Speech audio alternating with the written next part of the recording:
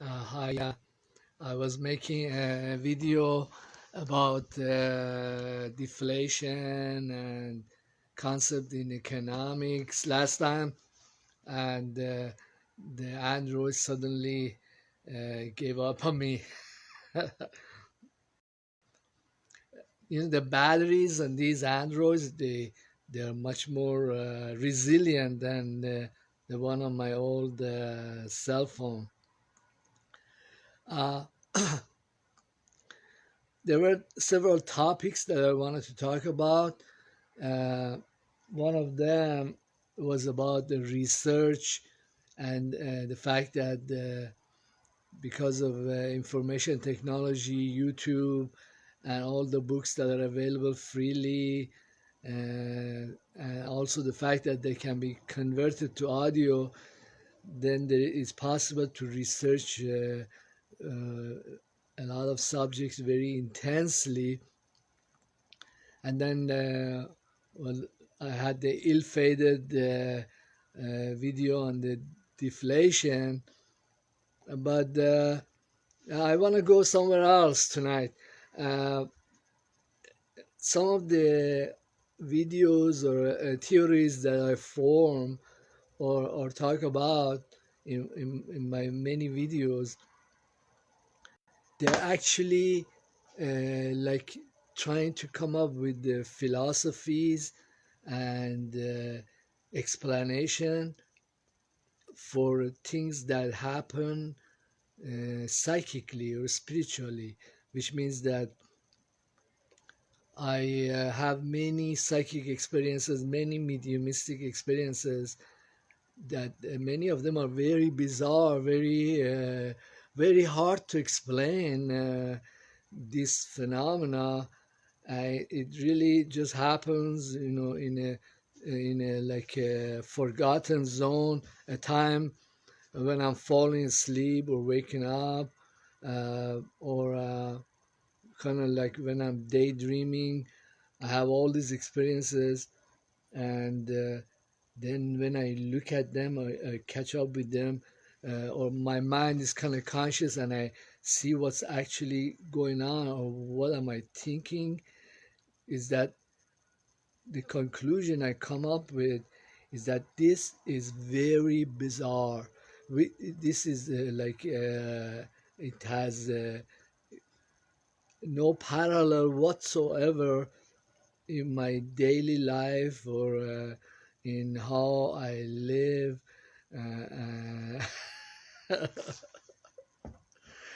Then the hard part begins, is trying to kind of correlate that, to kind of think, where the hell did this come from? What does it mean? Does it have any kind of relevance to whatever that's going on with me? I mean, I woke up one early morning from sleep, and I was kind of, I caught myself, and I saw that I was having this dream of Jesus. And the stuff he was saying and the images that he was showing me. Then another day, another night, I had this dream of Galen the physician. Then another dream. I had a dream of Cleopatra. I think many mediums have a dream of Cleopatra, but well, then in the temple, in the chanting for Imam Ali, I saw the Imam's light, uh, flashes of green light, and this wasn't even sleeping. This was like in a kind of wakeful. Or many times I wake up, or in the morning, I see that I'm thinking, resolving matters or experiences that it's as if like somebody else, some alien creature had this concern. Many of them are totally very unrelated or completely utterly unrelated to what is going on with my daily life. So, I mean, over the years, I've kind of developed some philosophy, trying to explain explain these things. They are bizarre. Or where do they come from? Well, one thing that happened in the Sufi temple, that they were reading the the writings and poems of the Sufi master, and he was saying that when a Salek, a seeker, focuses on his own soul or his own being, then he sees his own ghost, his own self, his own spirit, his own. And this happened. It didn't happen exactly the same day that we were studying it in the temple, but at a later point, I get visited by someone. This person looks like I went to a complete makeover.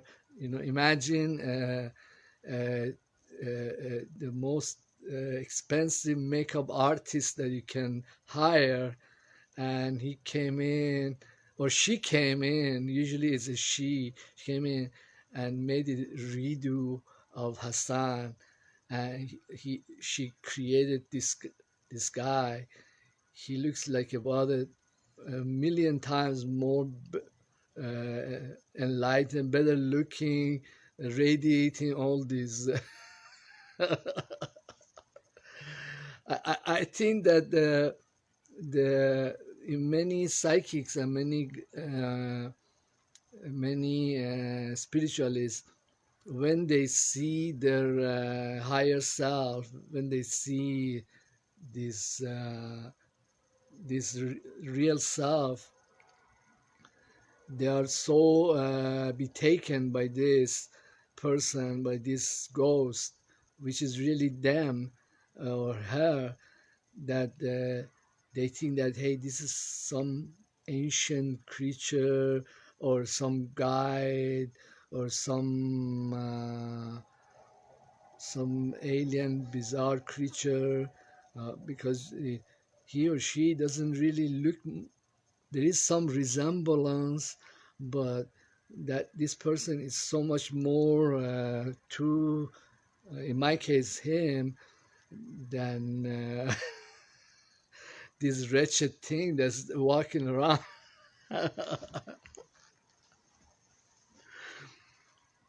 Well, there is some other experiences that follows afterwards, but I want to, because a lot of my audience, they're Westerners, they're Americans, or if my family ever get around to this, well, my sister, she speaks English. She can understand some of the videos, but in the movie Passion of the Christ, you see that Jesus is kind of sitting around, and he sees the Father. Well, actually, in the movie, which is kind of really close to what actually happens, uh, he sees him as like a young man with the bluish purplish hue to him, and he tells Jesus the material part, the wretched part that has to live in the Roman era, that one of his disciples is going to betray him. and this is gonna what's gonna happen next, and so on. So in Christianity, similar to what the Sufi master said, seeing your own ghost, your own higher self, there is some parallel which kind of shows that this development happens to many different people. And well, actually, in Sufism, in Islam, goes much more into it and says that this, or you, quantum physics also talks about it. For example, physicist Campbell says that humans, we are really segregated consciousness, which means that this is the exact same thing as Sufism says, as or as Christianity says. The Father is really the Spirit, is like a chunk of the universe, or a segregated part of the Spirit manifests itself as this person, this ghost. And then that God knows everything, what's going to happen, as and is really the repository of all knowledge, all that's going to come, and what has happened in the past. And there is this theory of many spiritualists that say that once a person is in commune, or when a person gets in touch with him, or as the Sufi master Shah Mahsud said, that if you focus on yourself, you get in touch with your own self, let go of everything else, then you'll discover this ghost, this person. And this is like reaching a mother lode of knowledge, um, or knowing, like when you are in commune with this ghost, then when you look at people, you know exactly what kind of person this person is. When you look at an object, you know exactly what that thing is and where it came from. Well, there is a story about the Sufi master that he was once walking on a side of a street by like a county or something, or it wasn't like a very much developed place, and there were a bunch of stones thrown about. It was like a was a undeveloped walkway or place, and he was looking, and he saw one stone, and he went after him and picked up this chunk of rock, and put it in his pocket. Then at a later point, he took this rock and showed it to a jeweler, and it was a huge emerald. It was worth millions of dollars. This is like just a chunk of, but that's kind of like indicative of what will happen to you when you find your true self. But there are other stories about Imam Ali, that he often go hang out in the country, in the desert, and he find rocks thrown about that were really very expensive jewelry, and he would grab them and bring them. He was a very charitable man and would give it away. The stuff that was worth today's money, millions of dollars. It's like having a kind of psychometry.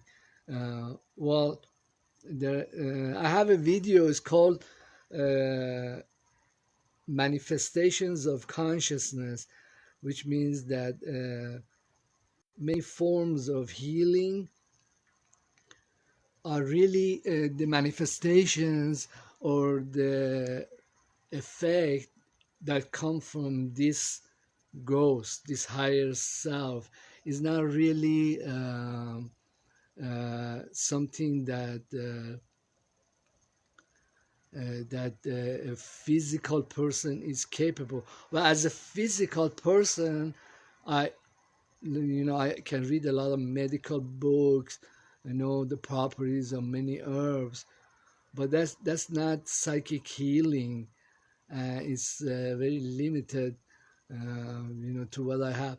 I mean, I would even the worst surgeon would do wonders above and beyond me, which means that there is very severe limitations on this kind of knowledge that's acquired.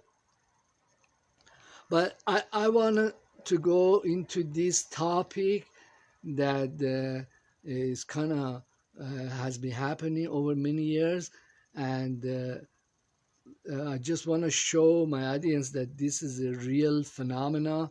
It's not a kind of fraud that some spiritualist or psychic might be perpetuating.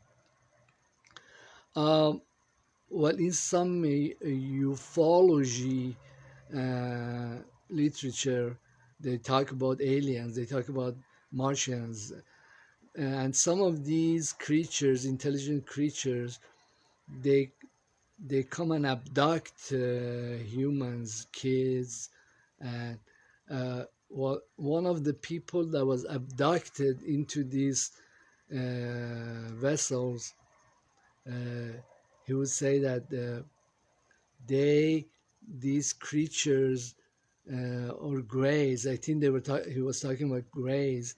They're not really human. They don't have consciousness, but they're mostly machinery, or they have been uh, an evolutionary descendant that's mostly machines of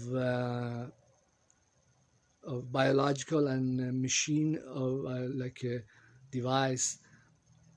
They're combined together. They're not. They don't have consciousness, and this concept is kind of bizarre.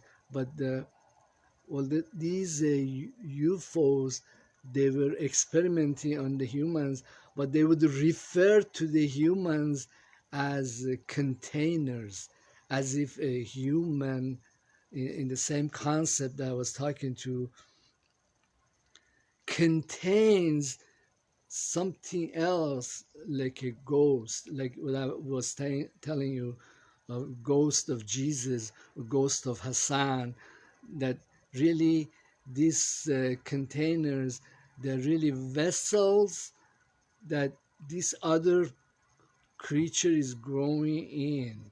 It means that, like, as if there is a universal ghost, and this universal ghost decided that, I want to experience the material world and all the crap that's going on here. Then I will go into these vessels, and over some of my samples, they will grow. They will become a mini god. You know what I mean? Well, I hope that you don't experiment with these ideas. Talk about them in churches or in some countries. Then probably you're gonna become crucified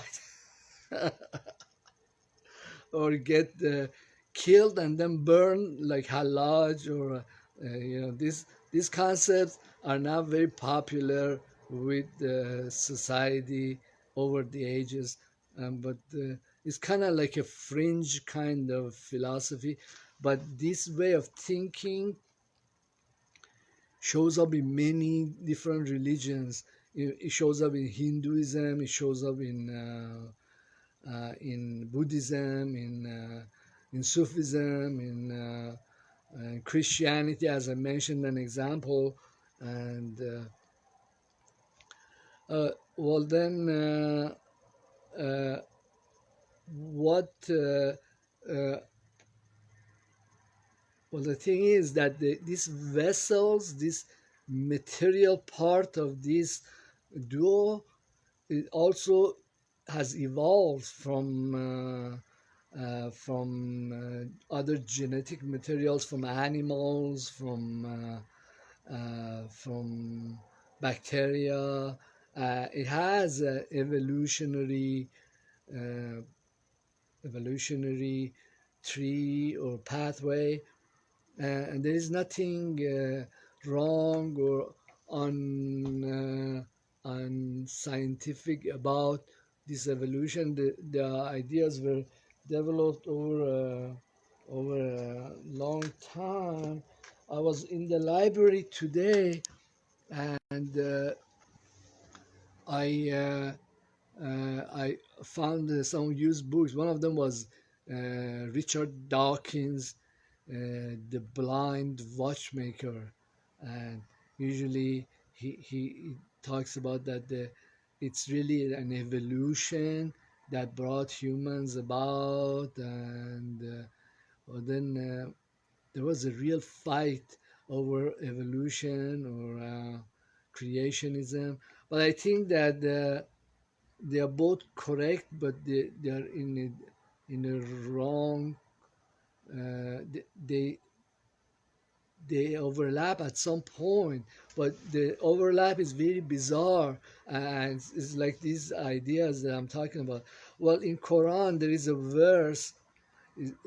God says, "I blew from my spirit into the humans," but she could have as easily blown her from her spirit into an alien, into a very well developed fish like a dolphin, or well, I had a psychic experience, and I talked about this in another video.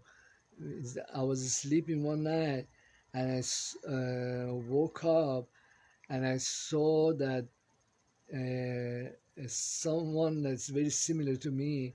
I was in a really far away place, as if I was in across the universe in a alien kind of planet, and I was on a on a surface, like a surface which kind of slanted at a 15-degree, 20-degree, and at some distance, about 10 feet away, I saw there was another guy sleeping. He was like a shell, as if somebody else had come into this alien world, and he was he forgot to take his shell or his ghost away. He was like a doll, dead, was just thrown 20 feet away. I could see that this there was somebody else like me. I kind of trying to remind us, hey, I need to take my shell with me, and then I don't know, in in some elementary schools that we have, even in some junior highs, that they have every once in a while, like every once a year or something, they bring in like different animals, goats, sheep, even a small camel or elephant, and the kids they can play with them. But they are usually very much supervised by the teacher. Then it felt like that. I was being led by a creature. She I sensed that she's a female. She was well developed, but she looked like a SpongeBob. She had all these pipes coming down from. She had two. I don't know how many pipes she had. Looked like pipe that were coming from something that was like a trunk that was round. There were holes or orifices in her body, serve as mouth or nose, and she had two, something that looked like pipes, I would say, but they were like they would serve as uh, as hands. So she kind of looked like four or five legged or a piped kind of octopus. And she led me into another place, another room. It looked like a room, and there were more creatures like her, but they were smaller. They felt the energies that were coming from there. They felt like they were kids, or her kids, or she was some kind of a school teacher, and there was another one like her that was further distance, and she looked like she was a guard or something. She was watching them. Anyhow, the kids, they came around just like in a petting zoo. You go around and pet the elephant baby, or uh, they all congregated around me. And the only thing that they found very interesting was that they thought, oh look, his head is so big. It looks feels like this. And other kids were saying, I'm using the word kids in a very loose sense of these smaller creatures. So, oh, look, this is his processing center. This is like his brain. And look how it's connected. It's not inside the body like ours, it's more outside. And it is huge in comparison to the body. La la la.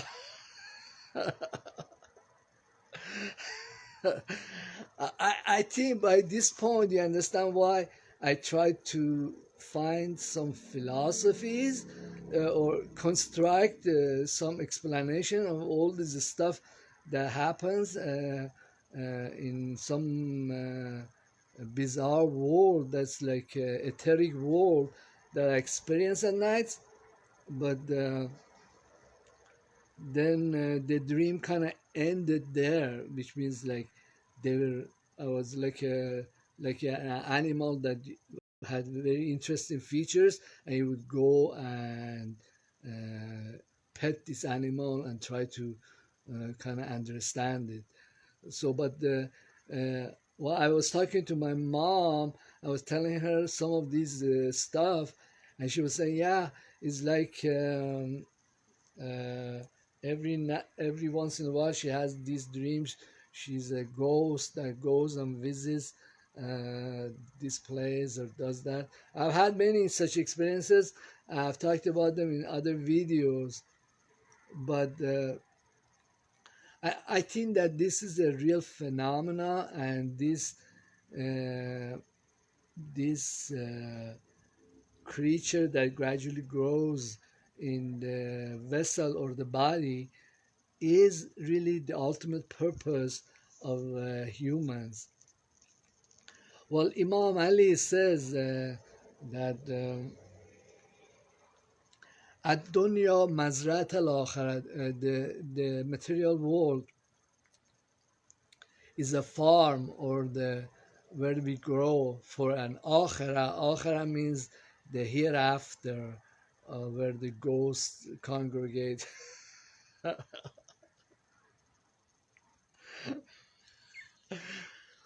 I don't believe half the stuff that I'm saying myself, but hey, if it happens many times in the spirit world, then well, I think that these concepts are kind of close to the ideas of trans-dimensional or interdimensional beings, and that really the universe uh, either wants to experience itself in the material world and struggle with it, or this place is a place where her mini babies grow up.